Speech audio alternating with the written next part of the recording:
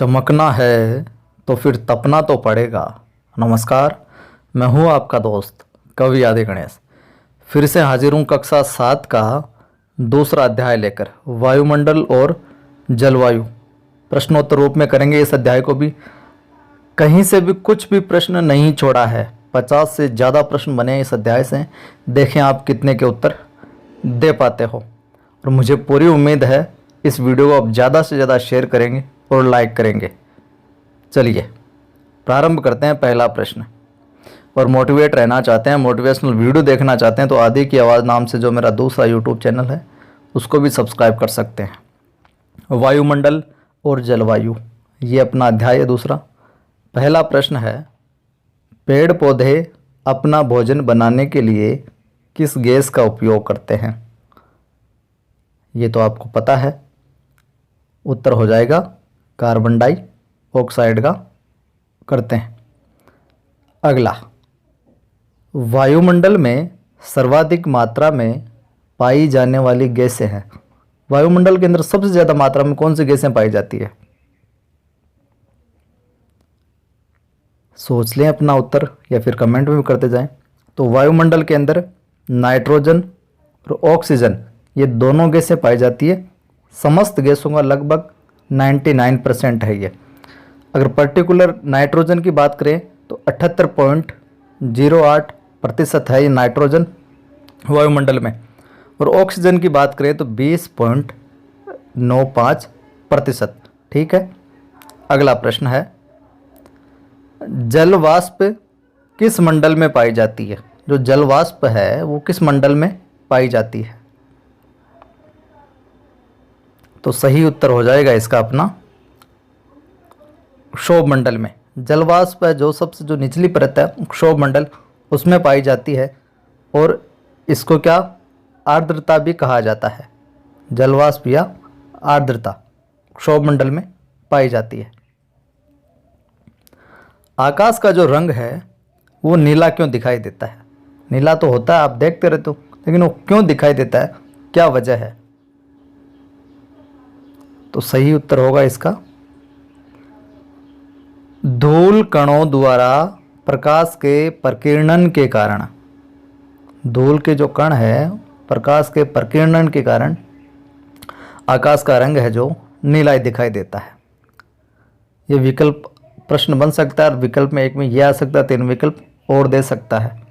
तो जितने भी प्रश्न बन रहे हैं मैक्सिमम वो सारे बना रहा हूँ मैं, अब लोगों तक पहुँचाने का काम आपका।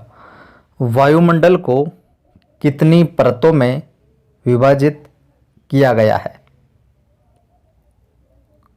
तो कितनी परतों में विभाजित किया गया है? 5 परतों में। अपने वायुमंडल को कितनी परतों में विभाजित किया गया है? 5 परतों के अंदर। कौन कौन सी है, उनसे क्या प्रश्न बनेंगे वो आगे देख रहे हैं हम। वायुमंडल की सबसे निचली परत कौन सी है? जो अभी मैंने बता भी दी थी। वायुमंडल की सबसे निचली परत है क्षोभ मंडल। कौन सी है? क्षोभ मंडल।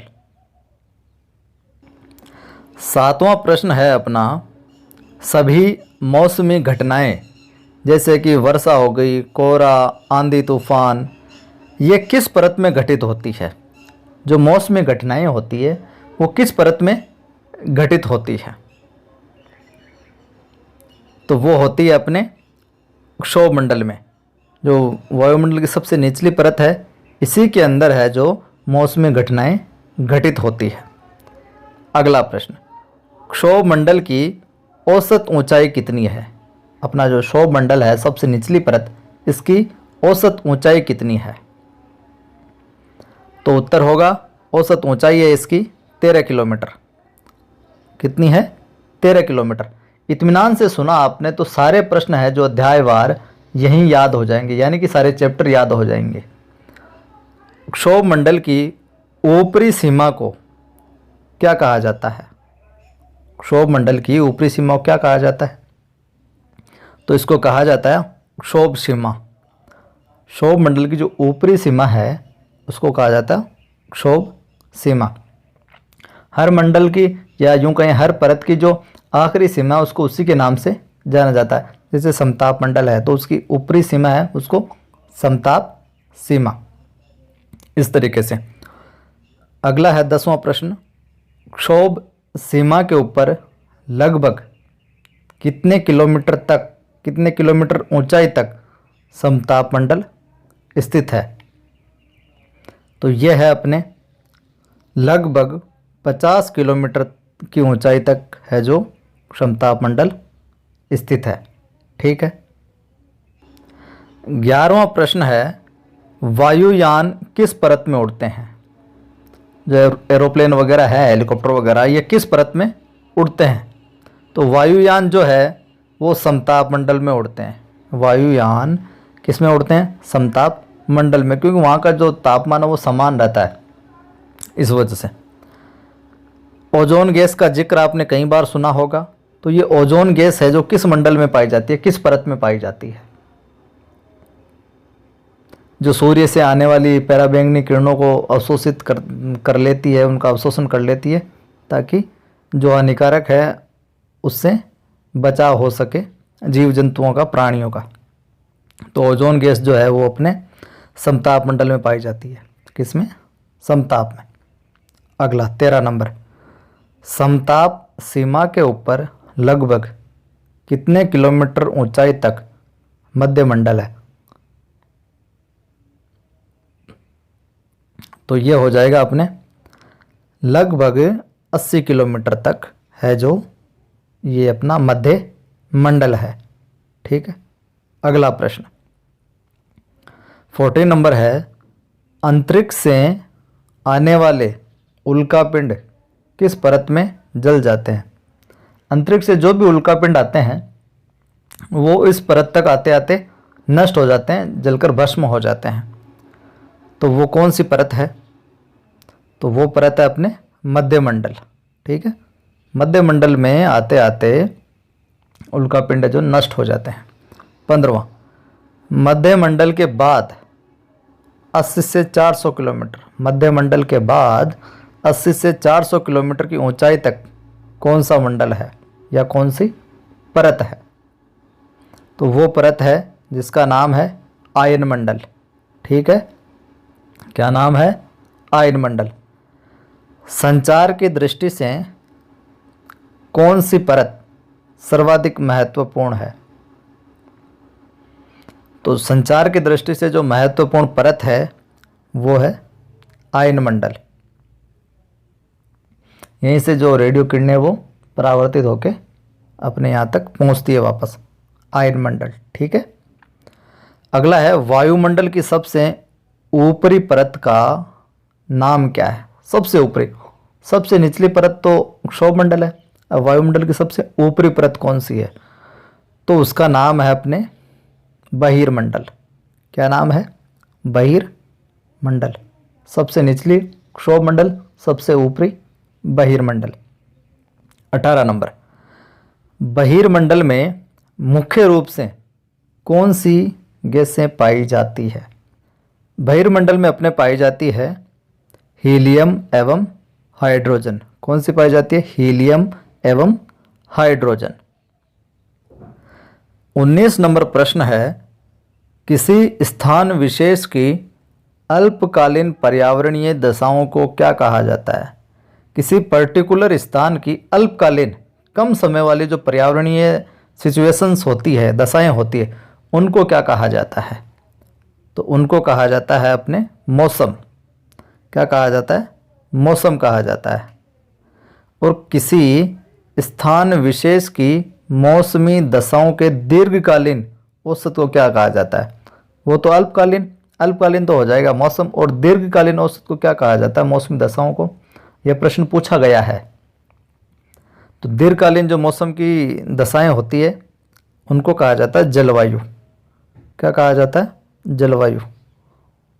अगला, वायुमंडल के मुख्य तत्व हैं। वायुमंडल के मुख्य तत्व क्या क्या हैं? तो उत्तर हो जाएगा, वायुमंडल के मुख्य तत्व हैं तापमान हो गया, वर्षा हो गई, वायुदाब हो गया, आर्द्रता हो गई, और पवनें जो चलती है, स्थानीय पवनें, मौसमी पवनें, स्थायी पवनें, ये सारी की सारी चीज़ें। 22 नंबर, सर्वाधिक तापमान किस रेखा पर देखने को मिलता है? सर्वाधिक तापमान किस रेखा पर देखने को मिलता है? आप वैकल्पिक प्रश्न जब भी आएंगे परीक्षा में, कर्क रेखा, मकर रेखा, भूमध्य रेखा और कोई रेखा नाम दे दिया, तो सर्वाधिक जो तापमान है वो मिलता है भूमध्य रेखा पर। ठीक है, और भूमध्य रेखा पर क्या वजह है कि सर्वाधिक तापमान मिलता है? तो भूमध्य रेखा पर सूर्य की किरणें सीधी पड़ती है, इस वजह से तापमान मिलता है, और ध्रुवों पर तिरछी पड़ती है, इसी वजह से वहाँ पर बर्फ़ है जो जमी रहती है। साथियों, अगर इन प्रश्नों के साथ भी चले ना तो आपका ऐसे समझो 30 मिनट या 30 मिनट क्या 20 मिनट के अंदर अंदर सारा चैप्टर कंप्लीट हो जाएगा और सारे प्रश्न आपकी खोपड़ी के अंदर घुस जाएंगे। अच्छा लग रहा है? लाइक नहीं किया तो कर दें, शेयर भी कर दें। 23 नंबर, तापमान को मापने की इकाई क्या है? यहाँ पर मैंने तापमान को मापने का यंत्र नहीं पूछा है, तापमान को मापने की इकाई पूछी है। तो तापमान को मापने की जो इकाई है वो है सेंटीग्रेड अथवा फ़ारेनहाइट। सेंटीग्रेड अथवा फ़ारेनहाइट। अब प्रश्न है, तापमान को मापने का जो यंत्र होता है वो क्या होता है, उसे क्या कहते हैं? तो तापमान का जो मापने का यंत्र है वो कहलाता है तापमापी या अथवा थर्मामीटर। तापमापी अथवा थर्मामीटर। 25 नंबर देखिए, धरातल से क्षोभ मंडल में ऊपर की ओर जाने पर औसतन प्रति 165 मीटर की ऊंचाई पर कितने डिग्री तापमान कम होता है? सही उत्तर 1 सेंटीग्रेड। जैसे जैसे हम ऊपर की 165 मीटर ऊपर की ओर चले जाते हैं तो 1 डिग्री सेंटीग्रेड कम हो जाता है, फिर 165 मीटर, फिर 1 डिग्री और, तो धीरे धीरे वो इस तरह जो गिरता जाता है। अगला है, पृथ्वी की सतह पर ऊपरी वायुमंडल की परतों में स्थित वायु का जो भार पड़ता है उसे क्या कहा जाता है? तो वो कहलाता है अपने वायुदाब। क्या कहलाता है? वायुदाब। 27 नंबर, धरातल पर 1 वर्ग सेंटीमीटर पर लगभग कितना भार पड़ता है? तो धरातल पर 1 वर्ग सेंटीमीटर पर लगभग 1 किलोग्राम भार पड़ता है। ध्यान रखना, 1 किलोग्राम भार पड़ता है। अगला है, वायुमंडल में ऊपर की ओर जाने पर वायुदाब कम होता है या अधिक? देखिए कितना अच्छा प्रश्न है। वायुमंडल में ऊपर की ओर हम जाते हैं तो वायुदाब जो कम होता है या अधिक? सही उत्तर हो जाएगा वायुदाब है जो कम होता है। अगला प्रश्न है 29 नंबर, हवाएं हमेशा किस वायुदाब की तरफ चलती है? हवाएं हमेशा किस वायुदाब की तरफ चलती है? तो उत्तर हो जाएगा, हवाएं जो हमेशा है वो उच्च वायुदाब से निम्न वायुदाब की ओर चलती है। ठीक है, वायुदाब को मापने की इकाई है, तो वायुदाब को मापने की इकाई की हम बात करें तो वो इकाई हो जाएगी मिलीबार। वायुदाब को मापने की इकाई क्या हो जाएगी? मिलीबार। अब हम अगला प्रश्न लेते हैं कि वायुदाब मापने के यंत्र को क्या कहा जाता है? इकाई तो हो गई मिलीबार। अब यंत्र की हम बात करें तो वायुदाब को जो मापने का यंत्र होता है वो कहलाता है भाई साहब वायुदाब मापी या फिर बैरोमीटर। ठीक है, वायुदाब मापी या बैरोमीटर। इकाई की बात करें तो वो मिलीबार हो जाएगी। वायु की दिशा तथा वायु की गति बताने वाले यंत्र को क्या कहा जाता है?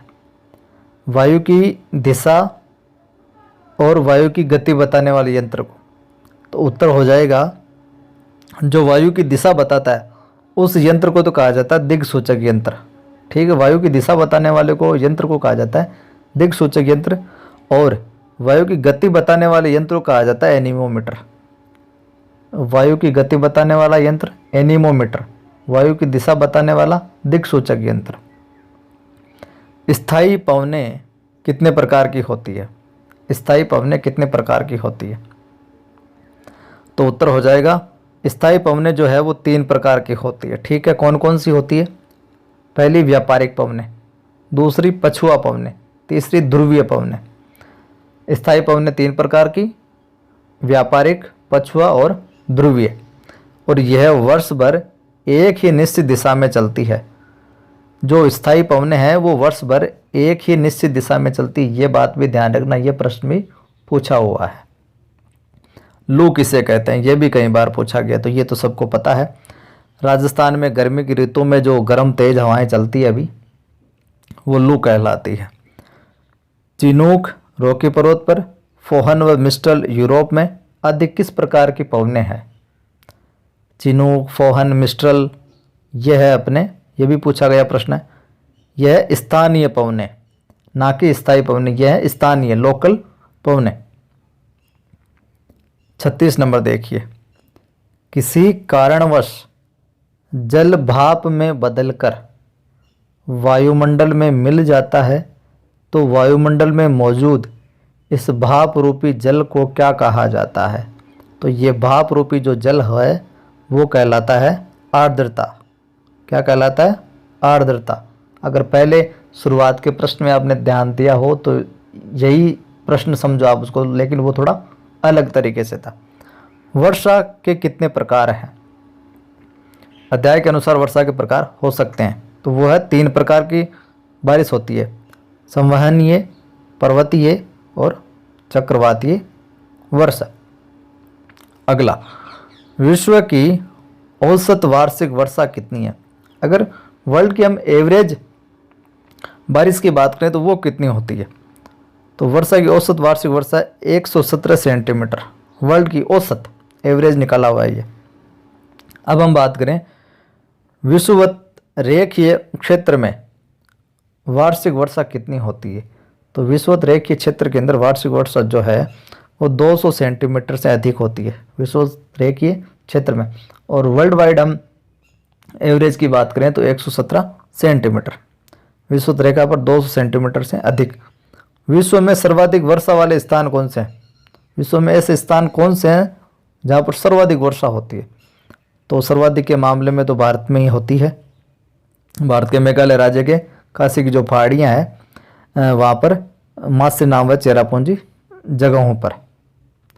समुद्रों के तटवर्ती क्षेत्र की जलवायु वर्ष भर किस प्रकार की बनी रहती है?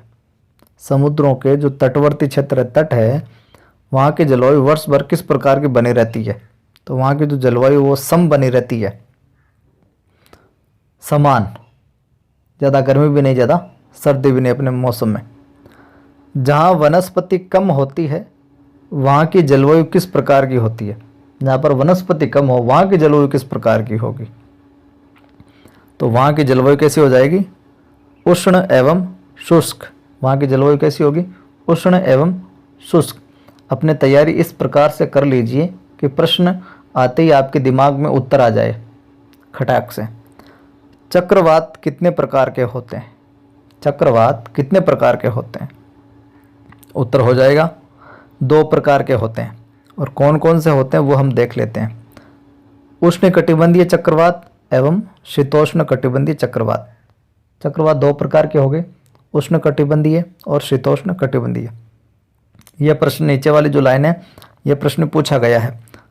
शीतोष्ण कटिबंधीय चक्रवात धीमी गति से चलते हैं। अगर गति से जुड़ा हुआ प्रश्न आए तो शीतोष्ण जो है धीमी गति से चलते हैं, या यूं कहें कि शीतोष्ण यानी सर्दी समझ लो। सर्दी में ठंड लगती है तो आदमी जेब के अंदर हाथ डाल के चलता, धीरे धीरे चलता है ना, डर डर के थोड़ा सा कि सर्दी लग जाएगी, बाइक वगैरह धीरे चलाता है। इस तरीके से आप चक्रवातों को भी समझ लो कि चक्रवातों को सर्दी लगती है कहीं तो वो धीमी गति से चलते हैं शीतोष्ण कटिबंध में, ठीक है। जबकि उष्ण कटिबंधीय चक्रवात बहुत तीव्र गति से चलते हैं। याद करने के तरीके से हम ऐसे याद कर सकते हैं।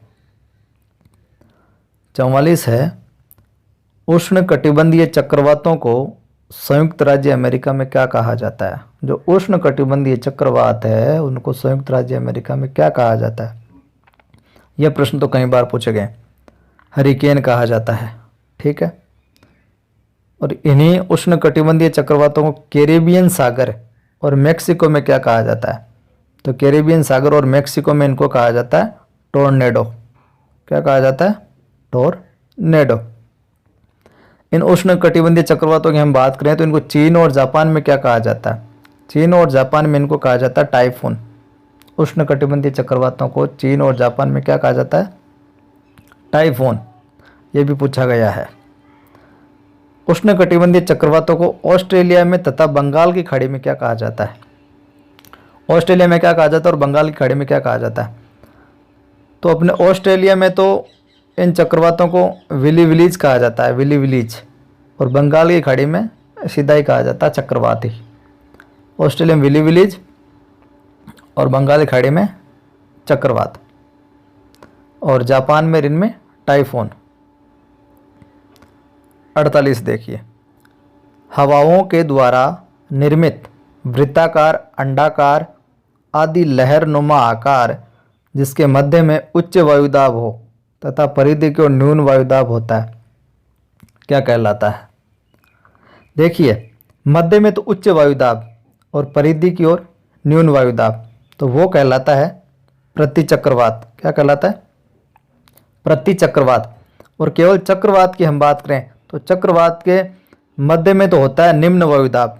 चक्रवात की अगर बात करें तो मध्य में तो क्या होगा? उसके निम्न वायुदाब, न्यून वायुदाब होगा, और परिधि की ओर होगा उच्च वायुदाब।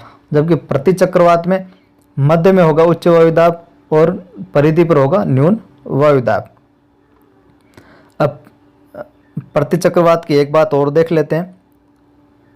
प्रतिचक्रवात में हवाएं या हवाओं की दिशा उत्तरी गोलार्ध में तो घड़ी की सुई के अनुरूप होती है। प्रतिचक्रवात में हवाओं की जो दिशा है या हवाएं हैं उत्तरी गोलार्ध में तो घड़ी की सुई के अनुरूप होती है तथा दक्षिणी गोलार्ध में घड़ी की सुई के विपरीत होती है। यह प्रश्न पूछा भी गया है और आ भी सकता है, अच्छा प्रश्न है।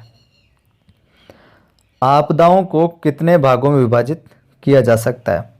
तो आपदाओं को मुख्य रूप से 2 भागों में विभाजित किया जा सकता है, प्राकृतिक एवं मानवीय आपदाएं। निश्चिंत रहें, 3-4 प्रश्न और हैं बस, प्राकृतिक एवं मानवीय। अब देखिए, यहाँ से प्रश्न बन सकता है, प्रश्न लग रहा है साधारण लेकिन पूछा जा सकता है। भूकंप, सुनामी, ज्वालामुखी, चक्रवात किस प्रकार की आपदा के उदाहरण है? तो ये तो आप बता दोगे कि प्राकृतिक आपदा के उदाहरण है, लेकिन ये पूछा जा सकता है कि पर्यावरण प्रदूषण, अम्ल वर्षा, ओजोन परत में छेद हो गया, हरित गृह प्रभाव, विश्ववृत्तीय तपन, ग्लोबल वार्मिंग किस प्रकार की आपदा के उदाहरण है? तो ये सारे के सारे जो हैं वो मानवीय आपदा के उदाहरण है, क्योंकि अपनी करतूतों की वजह से ये सारे के सारे प्रदूषण होता है, ओजोन परत में छेद हो रहा है गैसों की वजह से, ग्लोबल वार्मिंग बढ़ रही है प्रदूषण की वजह से। तो ये सारी की सारी चीज़ों का कारनामा किसका है?